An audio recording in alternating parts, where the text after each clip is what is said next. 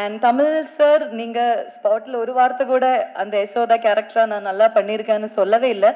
இப்போயாவது சொல்லுங்க நான் நல்லா பண்ணியிருக்கேன். ஏன்னா எல்லாரும் சொன்னதை விட அவங்க அந்த வேர்டு சொல்கிறதுக்காக நான் இவ்வளோ டேஸ் அவங்க வெயிட் பண்ணிட்டு இருக்கேன். யசோதா நீங்கள் நல்லா தான் பண்ணீங்க. சொல்லக்கூடாதுன்னு இல்லை, எனக்கு சரி இதை நான் சொல்கிறது இல்லை, நம்ம எல்லாமே சேர்ந்து தானே ஒர்க் பண்ணியிருக்கோம். அதனால் எனக்கு சொல்கிறதுக்கு கரெக்டாக இருக்குமான்னு தெரியல. இவங்க சொல்லணும், அதுக்கப்புறம் ஓகே அப்போ நம்ம கரெக்டாக தான் பண்ணியிருக்கோம் அப்படின்னு தான் இருந்ததே தவிர மற்றபடி சொல்லக்கூடாதுல்ல. ஏன்னா செட்டே சொல்லிருச்சு, இங்கே நடிக்கும்போது வேடிக்கை பார்க்க வந்த என் ஒய்ஃப் கூட 2-3 நாள் வரும்போதே சொல்லுவாங்க, என் தலைவி தான்டா இந்த படம் அப்படின்னு சொல்லுவாங்க. படத்தில் கெத்து கேரக்டர் வந்து பயங்கரமாக செலிப்ரேட் பண்ணிட்டு இருக்கோம். தேட்டரில் வந்து அந்த கேப்டனோட சாங்லாம் போட்டு வரும்போது பயங்கர என்ட்ரியாக இருக்குது அப்படின்றது வந்து எல்லாருக்கும் தெரிஞ்சது. ஸோ கிரவுண்டில் தான் கெத்து, ஆனால் படம் ஃபுல்லாக மிஸ்ஸஸ் கெத்து தான் கெத்து அப்படின்ற மாதிரி அந்த யசோதை கேரக்டராகவே வந்து படம் ஃபுல்லாக இருந்திருக்காங்க. சுவாசிகா அவர்களை அன்போடு பேச அழைக்கிறேன். எல்லாருக்கும் வணக்கம். ரொம்ப சந்தோஷமாக இருக்குது. ரொம்ப இமோஷ்னலான ஒரு மொமெண்ட் தான் எனக்கு இது. ஏன்னா என்னோட ஃபர்ஸ்ட் மூவி அது வந்து நான் 16 இயர்ஸில் பண்ணது. ஜான் சார் தான் அதுக்கு தான் பிஆராக இருந்தேன். அந்த டைமில் ரொம்ப ட்ரீமோட வந்தேன் சென்னைக்கு. பட் எதுவும் நடக்கலை.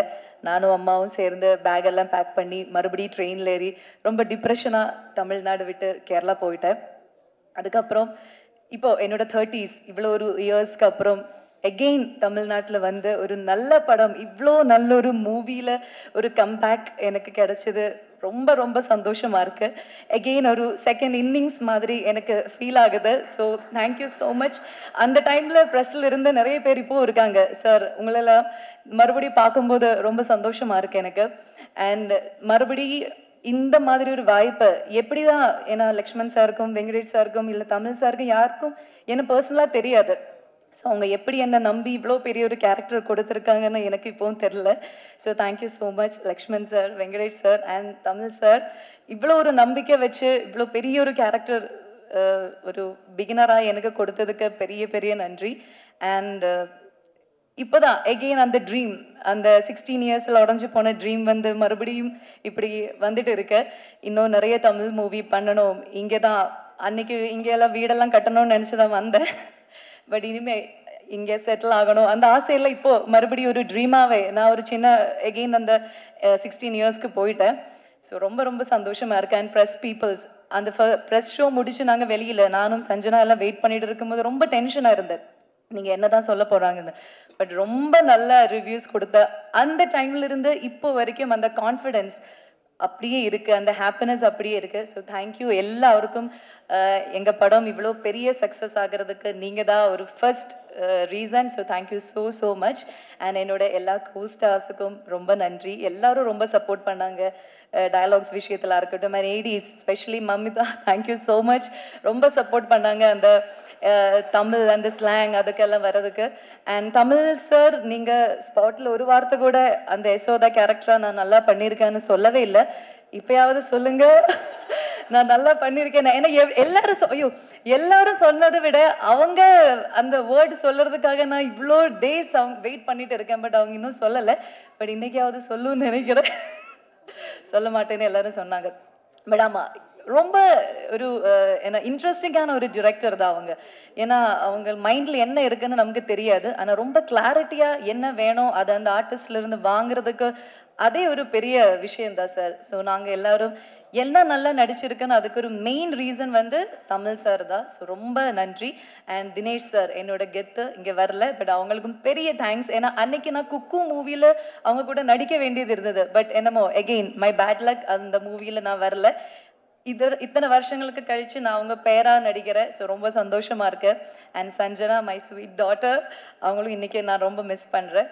ஸோ என்டையர் இந்த கேஸ்ட் அண்ட் க்ரூக்கு நான் நன்றி சொல்கிறேன். And thank you so much again எனக்கு ஒரு நியூ லைஃப் கொடுத்ததுக்கு. ஸோ மீண்டும் வேறு மூவிஸில் நம்ம சந்திப்போம். Thank you so much. Thank you so much. So நீங்கள் நினச்ச மாதிரி சீக்கிரம் தமிழில் நிறைய படங்கள் பண்ணி இங்கே ஒரு வீடு வாங்குவீங்க அப்படின்றதுக்கு வாழ்த்துக்கள். ஸோ ஒரு கிரியேட்டருக்கு டெபியூ ஃபிலிம்ன்றது ரொம்ப ரொம்ப முக்கியம். அப்படி வந்திருக்கிற ப்ரெஸ் பீப்புள்ஸ் சோஷியல் மீடியா எல்லாருக்கும் ரொம்ப நன்றி. இந்த படத்தை எடுத்துகிட்டு போய் அவ்வளோ தூரம் நாங்கள் நல்ல படம் பண்ணிட்டோம், பட் அது கமர்ஷியலாக போகிறதுக்கு உங்கள் சப்போர்ட் தான் வேணும். அதை நான் நினச்சதை விட நீங்கள் நிறையாவே பண்ணி கொடுத்துருக்கீங்க. ஸோ உங்களுக்கு மனமார்ந்த நன்றி. விஜய் மேலவா, மம்தா மேலவா, விநாயகா மேலவா. நான் கஷ்டப்படும் போதெல்லாம் கூட இருந்தாங்க, இப்போவும் கஷ்டப்பட போகிறேன். வா கூட இருங்க, சீக்கிரம் வா, டைம் இல்லைன்றாங்க.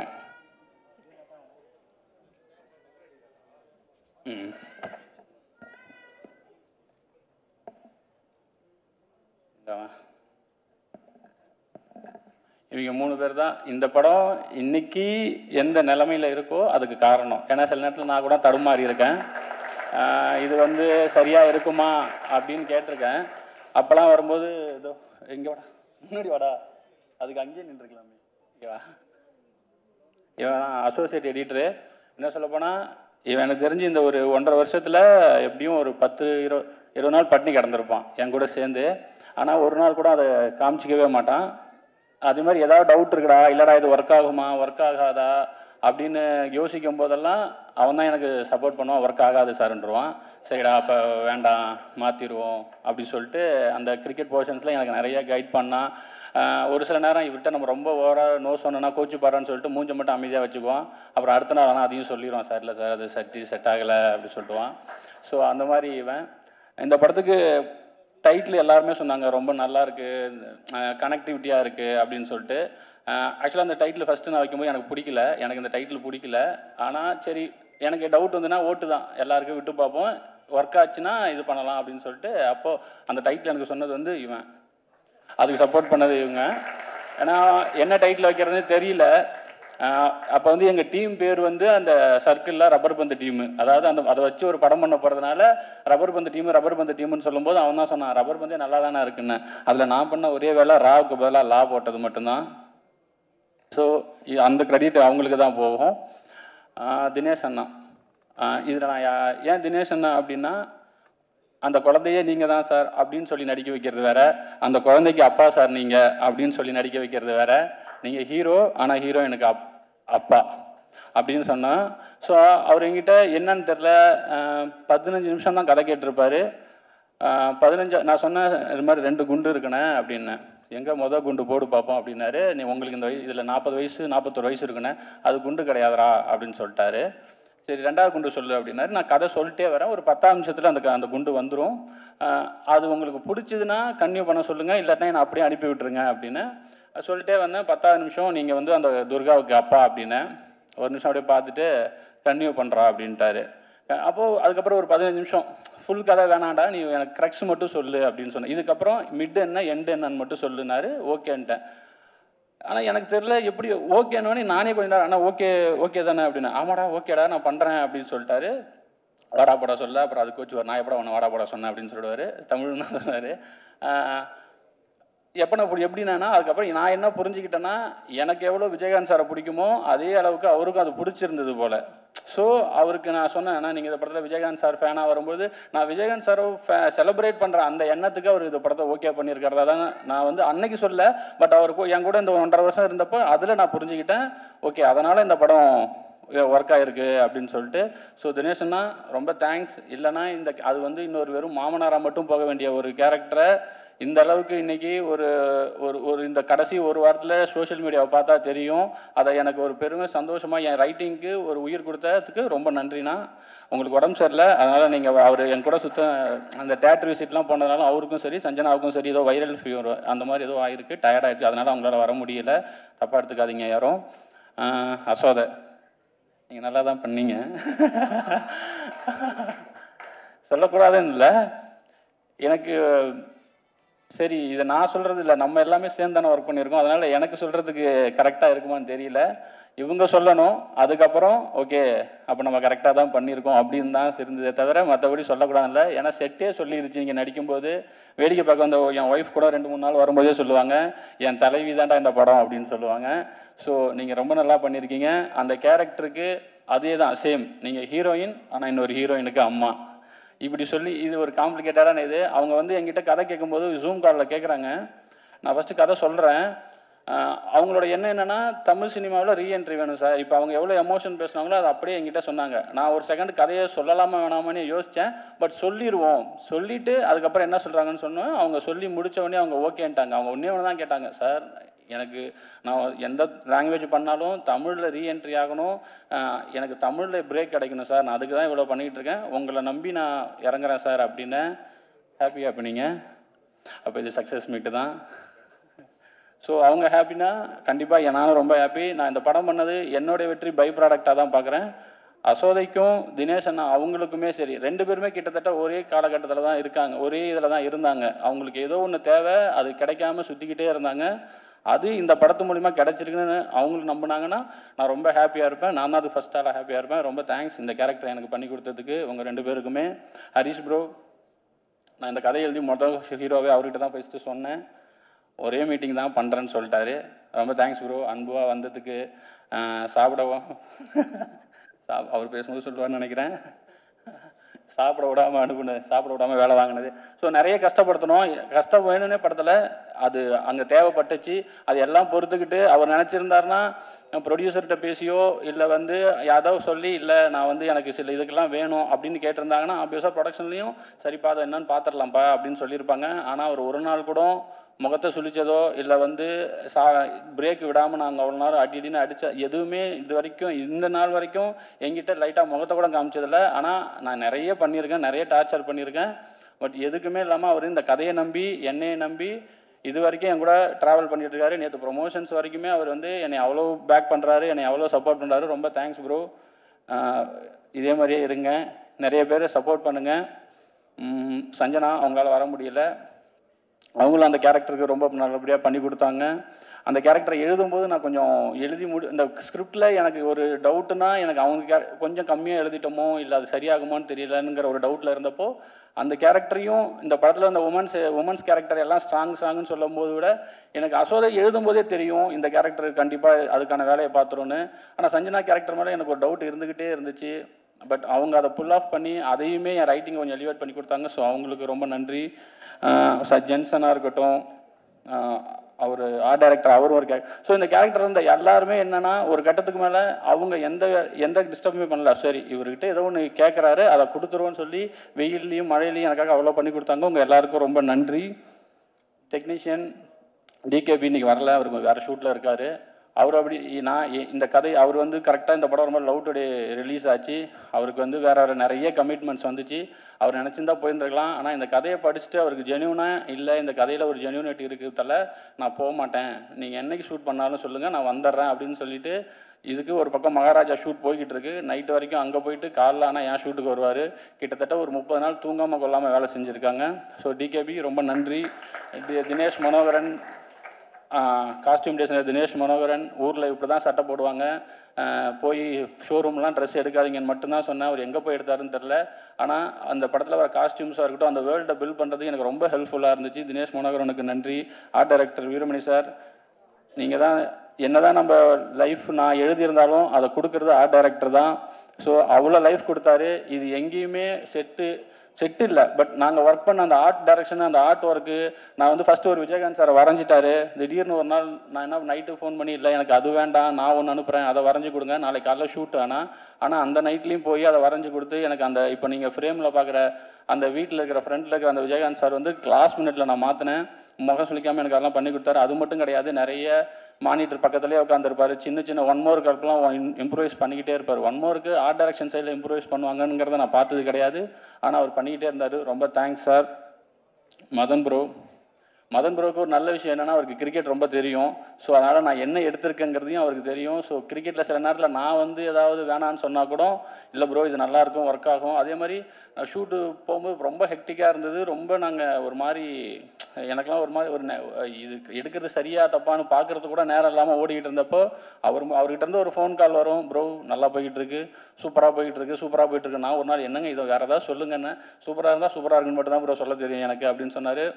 அந்த நேரத்தில் அது எனக்கு அந்த வேர்டு, ஏன்னா என்ன நடக்குது, நான் எடுக்கிறது ஒர்க் ஆகுதா, ட்ராமா ஒர்க் ஆகுமா ஆகாதான்னு நான் அவ்வளோ டவுட்லேயே இருக்கும் பொழுது அவர் மட்டும்தான் சொல்லிட்டே இருப்பார், ப்ரோ சூப்பராக வந்துகிட்டு இருக்கு, சூப்பராக வந்துகிட்டு இருக்கு, சூப்பராக வந்துட்டு இருக்குன்னு.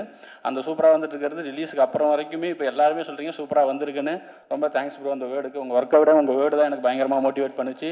ரொம்ப தேங்க்ஸ். மோகன் ராஜா, உங்கள் லிரிக்ஸ் உங்களுக்கே மறந்துச்சு. இதை போட போகிறாங்க ஃபஸ்ட்டு. மோகன் ராஜா கனாவிலேருந்து எனக்கு பழக்கம். கனாவில் எப்படின்னா, நான் ஒரு 4 பாட்டு சினிமாவுக்கு வராதுக்கு முன்னாடி ஒரு 5-6 பாட்டு எனக்கு ரொம்ப பிடிக்கும். அந்த லிரிக் ரைட்டர் கூட ஒர்க் பண்ணணும் அப்படின்னு ஆசைப்பட்டு கனாவில் உட்காந்துருக்கும் போது இவர் வந்து ஆஃபீஸில் உட்காந்துருக்காரு. நான் சொன்னேன் இந்த மாதிரி பாட்டு எழுதி கொடுங்கன்னா, அந்த பாட்டு எழுதுனதே நான் தான் அப்படின்னு சொன்னார். ஸோ அந்த மாதிரி ஒரு இன்சிடென்ட்டு விதியில் வந்து மாட்டினார் என்கிட்ட. ரொம்ப நன்றிங்க. சில்லாஞ்சேரிக்காக்கு அதை விட ரொம்ப முக்கியம் ஆசை உறவுக்கு எனக்கு ரொம்ப ரொம்ப ரொம்ப நன்றி. உங்கள் ஒர்க் இன்னும் பயங்கரமாக பேசப்படும். டிஎஸ்கேக்கு நான் நன்றிலாம் சொல்ல முடியாது, ஏன்னா டார்ச்சர் பண்ணி உள்ளே வந்தார். எனக்கு அவரை காசு பண்ணுறங்கிற எண்ணம்லாம் கிடையாது. ஆனால் இல்லை நான் பண்ணியா யாரா அவன் எங்கிட்ட வேலை செய்கிறதுக்கு இவ்வளோ ஆசைப்பட்றா அப்படின்னு சொல்கிற மாதிரி இருந்தது. ஆனால் சண்டை போட்டு உள்ளே வந்து மொதல் 2 நாள் ரொம்ப கஷ்டப்பட்டார். ஆனால் எதுவுமே இது பண்ணிக்காமல் ஒரு எப்படி சொல்கிறது, ரெடியாக இருந்தார். என்ன வேணாலும் பண்ணுறேன் ப்ரோ, எனக்கு ஒரு பிரேக் வேணும், நான் என்ன வேணாலும் பண்ணுறேன், என்ன பண்ணணும்னு சொல்லுங்கள், என்னை மாற்றி விடுங்கிற மாதிரி அதுக்கு வந்து ரொம்ப ஓப்பனாக இருந்தார். கண்டிப்பாக ப்ரோ நீங்கள் ஆசைப்பட்டது எல்லாமே நடக்கும், இப்படியே இருங்க. உங்களுக்கு எல்லாமே இருக்குது, உங்களால் என்ன கேரக்டரும் பண்ண முடியும். ஸோ நீங்கள் நினச்சது எல்லாம் இதுக்கப்புறம் நடக்கும். இந்த படத்தை நிறைய பேர் நிறைய ஆசைகளோடு இருக்கிறாங்க. அவங்க எல்லாத்துக்கும் அடுத்தடுத்த கட்டத்துக்கு போகணுன்னு நான் ரொம்ப ஆசைப்பட்றேன். ரொம்ப நன்றி. கடைசியாக லக்ஷ்மண் சார், நான் வேற ஒரு கதை சொல்ல தான் வந்தேன். ஆனால் லக்ஷ்மண் சார் தான் என்ன ஜேனர்னு ஃபஸ்ட்டு கேட்டார். நான் பவுண்டடோட வேறு போயிருந்தேன். நல்லா தைரியமாக பவுண்டட் இருக்குது என்ன பண்ணிடுவாங்க நம்மளே அப்படி சொல்லிட்டு போய் பவுண்டடை நீட்டினேன். கதையெல்லாம் பவுண்டடை பார்த்தாரு, என்னை பார்த்து என்ன ஜேனர்ப்பா அப்படின்னாரு. இந்த மாதிரி ராம்காம் சார் காலேஜ்னோடனே வேணாம்ப்பா அப்படின்ட்டாரு. என்ன சார் கதை சொல்கிறேன், இல்லைப்பா வேணாம்ப்பா ராம்காம் வேணாம்ப்பா. என்னைய சார்கிட்ட அனுப்புனது வந்து அருண்ராஜா சார். அவர் தான் வந்து போடா பிரின்ஸ் பிக்சர்ஸில் அவன் பேரை சொல்லியிருக்கேன், கதை சொல்கிறா அப்படின்னு சொன்னாங்க. நான் போய் உட்காந்தோடனே இல்லைப்பா அது வேண்டாம், அருண்ராஜா சொன்னது வந்து உங்ககிட்ட மண் சார்ந்த கதை ஏதாவது இருக்குன்னு தான் சொன்னார். எனக்கு வாழ்வியலோட ஏதாவது கதை இருந்தால் சொல்லுப்பா அப்படின்னு சொல்லும்போது ஜஸ்ட் ஒரு 20 நிமிஷம் தான் சொன்னேன். இப்போ நான் பேசிக்கிட்டு இருக்க நேரத்தை விட கம்மியாக தான் கதை சொன்னேன் அவருக்கு. அவர் சரிப்பா நான் ஒரு 3 டேஸில் கூப்பிட்றேன்னொடனே நான் 2.5 மணி நேரம் கதை சொல்லி கட்டி பிடிச்சி என்னை அனுப்புனவங்களே என்னை கூப்பிட்டது கிடையாது. சரி இது எங்கே நடக்க போகுது அப்படின்னு சொல்லிட்டு நான் வந்துட்டேன். அதுக்கப்புறம் 3ஆவது நாள் கூப்பிட்டு திடீர்னு அவங்க தண்டட்டிக்கு பூஜை போடுறாங்க. அன்றைக்கி என்னையும் வர சொல்லியிருந்தாங்க. சரி எதுக்கோ வர சொல்கிறாங்க போல், டெவலப் பண்ணிட்டியா, 3 நாள் எப்படி டெவலப் பண்ணுறதுன்னு சொல்லிட்டு போனால் மாலையை போட்டு சைன் பண்ண வச்சு நீ தான் படம் பண்ணுற அப்படின்ட்டாங்க.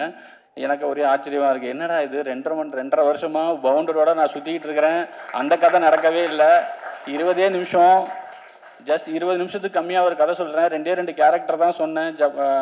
பூமாலான்னு ஒரு கேரக்டர், கெத்துன்னு ஒரு கேரக்டர், அன்புன்னு ஒரு கேரக்டர். 2 பேருக்கும் சண்டை, 2 பேரும் கிரிக்கெட் விளையாடுவானுங்க. ஆனால் 2 பேரும் மாமா மருமகன் சார். இவ்வளோ தான் நான் சொன்னேன். இதை யாராவது ஒத்துப்பீங்களா, ப்ரொடியூஸ் பண்ணுவீங்களா? பண்ணிட்டாரு. ஹாப்பியாக இருப்பாருன்னு நினைக்கிறேன் சார் இப்போது. ஸோ இந்த படம் என்னுடைய ஃபஸ்ட் படமாக ஆனதுக்கு ரீசன் வந்து லக்ஷ்மண் சார். அதுக்கு நான் எப்பயுமே கிராட்டிடியூடாக இருப்பேன். ரொம்ப நன்றி சார் இந்த படத்தை என்னுடைய டெபியூட்டாக மாற்றினதுக்கு. ஷான் எங்கேயும் வரமாட்டா, மறந்து போயிடுறாரு. ஷான் வந்து எப்படின்னா, நான் எப்படி அமைதியை விட்றேன்னு அதுக்கு ஆப்போசிட் பேசிகிட்டே இருப்பார். எனக்கும் சேர்த்தே பேசிகிட்டே இருப்பார். பாட்டெல்லாம் போட போயிடும். 5 நிமிஷத்தில் பாட்டு போகிற வேலைலாம் முடிஞ்சிடும். அந்த பாட்டை போட்டு முடிச்சுட்டு சினிமாவில் என்ன நடக்குதுன்னு பேசுவோம். லஞ்சில் ஆரம்பித்து டின்னர் வரைக்கும் பேசி முடிச்சுட்டு அதுக்கப்புறம் ஓகே தலை பாட்டு நாளைக்கு வந்துடுனாரு. மொத்தமாக எனக்கு 2 பாட்டுக்கு சேர்த்து மொத்தமே 3 டியூன் தான் கொடுத்தாரு. அதில் 2 டியூன் எனக்கு ஓகே வச்சு ஷானை நம்பி நம்ம சில நேரத்தில் விட்டுறலாம். நான் மற்றவங்கள கூட ஏதாவது நான் போய் ஏதாவது நோண்டுவேன். ஷானுக்கிட்ட இது வரைக்கும் நான் எதுவுமே எனக்கு இப்படி தான் வேணும்னு சொல்லி கேட்டதில்லை. ஏன்னா ஷான் வந்து அவ்வளோ இதாக இந்த படத்துக்கு ஒர்க் பண்ணி கொடுத்தாரு. இந்த படத்துக்கு ரொம்ப கஷ்டம் வேறு நீங்கள் பிஜிஎம் பண்ணுறது. ஏன்னா அந்த கிரிக்கெட்டில் வெளியில் காமெடி பண்ணிகிட்டு இருப்பாங்க, உள்ளே 2 பேரும் இன்டென்ஸாக இருப்பாங்க. அதுபோக கமெண்ட்ரி வரும், சவுண்டுக்கு வேறு வேலை இருக்குது, இதுக்கு நடுவில் மியூசிக் வரணும். இத்தினோண்டு கேப்பில் ஒரு எமோஷனை கன்வே பண்ணணும். ஸோ அவ்வளோ ஒரு 6 மேட்ச் இருக்குது. அந்த 6 மேட்ச்சுக்கும் அவ்வளோ ஒர்க் இருக்குது.